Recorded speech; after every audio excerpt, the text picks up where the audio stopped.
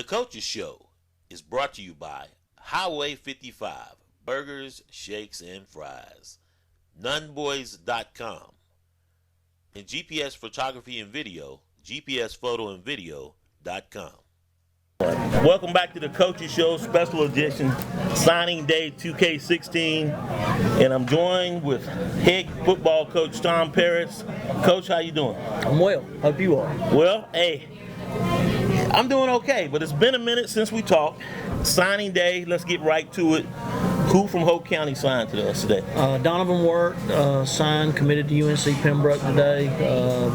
Big decision for him. We met yesterday for about 2.5 hours. 2.5 hours, wow. He had several opportunities, and his options were really good. And, so we talked for a long time and weighed all the pros and the cons until he arrived at what he believed was the best decision for him. And I'm happy for him.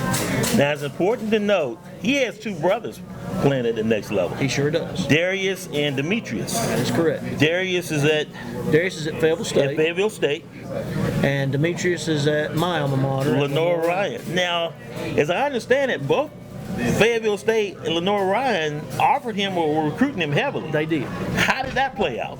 Well, there were a lot of schools lining up for him, and everybody was in on it with him, and when it all came right down to it, and Donovan weighed everything out, he felt like UNC Pembroke was the best situation for him. And you especially had to step in because his dad is active duty military and he's deployed. So I mean, you took a lot of time with him, not just the season, but I mean 2.5 hours to come to this decision. Well, that's not counting the 4 hours we spent with each other on Sunday, and we did. We spent a lot of time, and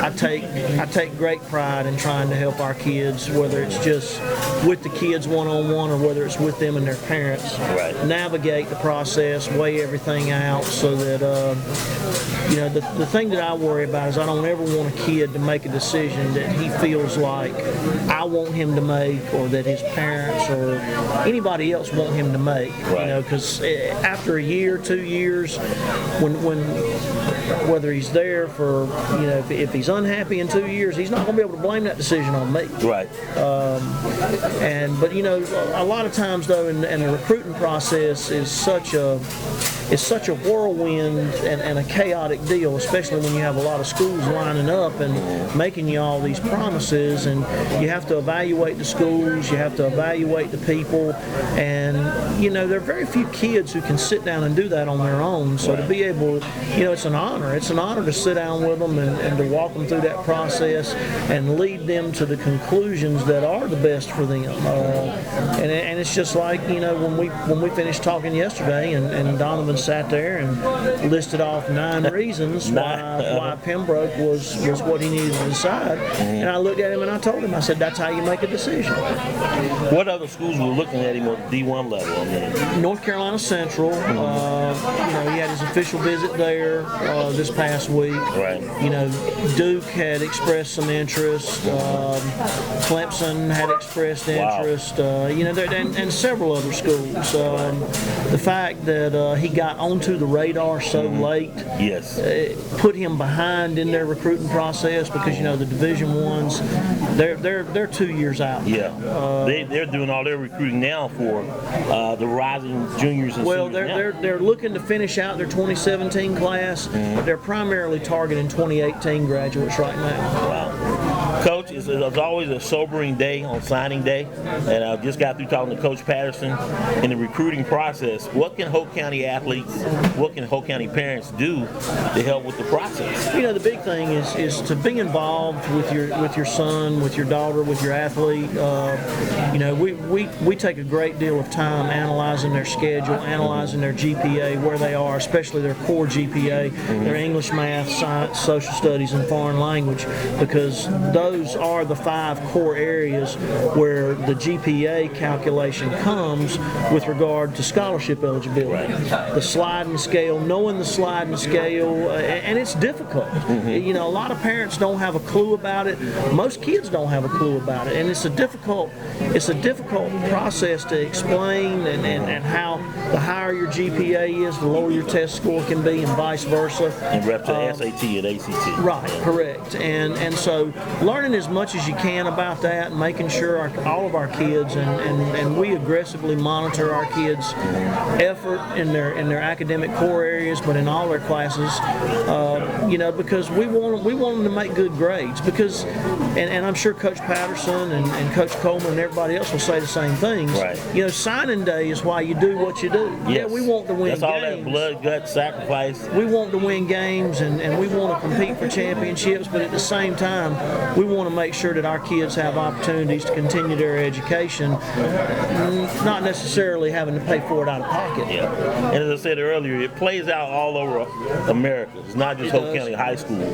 But the biggest hit on the Hope County High School is great athletes, poor students. Well, I wouldn't say poor students. You know, you have poor students everywhere. I'm very proud of the progress that we've made with our academic standing among our student athletes, because it is improving. And it's like I told you briefly earlier, when Duke University comes by like they did last week, and they want to see 3 specific sophomores and they want to see 2 juniors, it's because, you know, they've analyzed their grades, because I send that stuff out to everybody, and they look at it, and they know who they can get in school.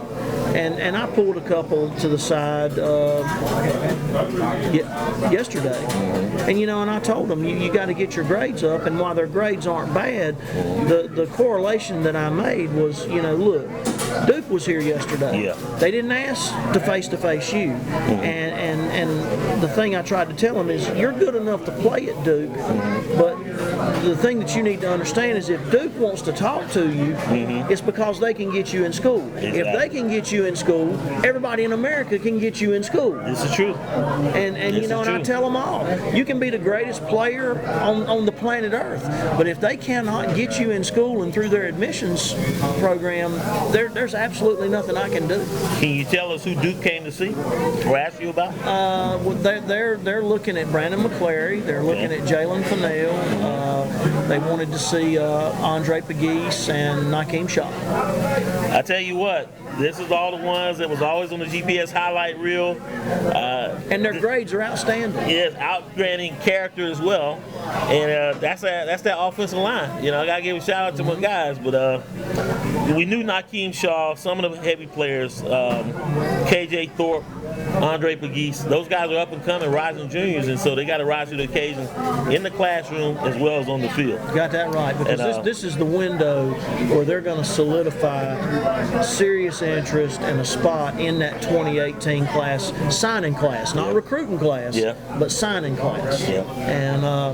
And you know, it's my intention to do a better job to make sure we're sending more kids to the next level for free. Yeah, and I had to believe it was going to be the Big Uglies, just because I'd already heard about their grades and knew how they play, so I had a feeling that was them. But it's great, you know, about Nakeem Shaw and KJ Thorpe, those other guys as well. Coach, when we come back, we're going to talk a little bit more about signing day, but I'm also going to give you a burning question for the Ask the Coach segment. We'll be right back. Welcome back to the Coaching Show. I'm Glenn Young alongside head football coach Tom Paris. And it's signing day, 2K16. And coaches, we continue about the recruiting process. Your rising juniors, your rising seniors. Let's talk about the rising freshmen. What should their parents and those kids be doing? Well, obviously, you know, just because of the fact you're a rising freshman, you're automatically eligible for athletic participation. Right. If you make your requirements to be promoted to the 9th grade, you're good to go. But it really begins, you know, there's no gray area in the 9th grade. making sure that your kids are in the right classes, concentrating on core classes. I see so many freshmen, they get caught up in taking electives too soon. Right. Kids, in my opinion, I work very, very hard to make sure that our kids are concentrated in core areas, because we're going to burn up a great deal of their elective allotment by putting them in the strength program. Right. Being able to physically train them 90 minutes a day for 6-7 semesters, that's important, especially when you look at the competition that we have to face. But making sure that all of our guys, all of our student athletes are paying attention to details with regard to academic performance, right. because the grades are the critical piece. They're just so critical.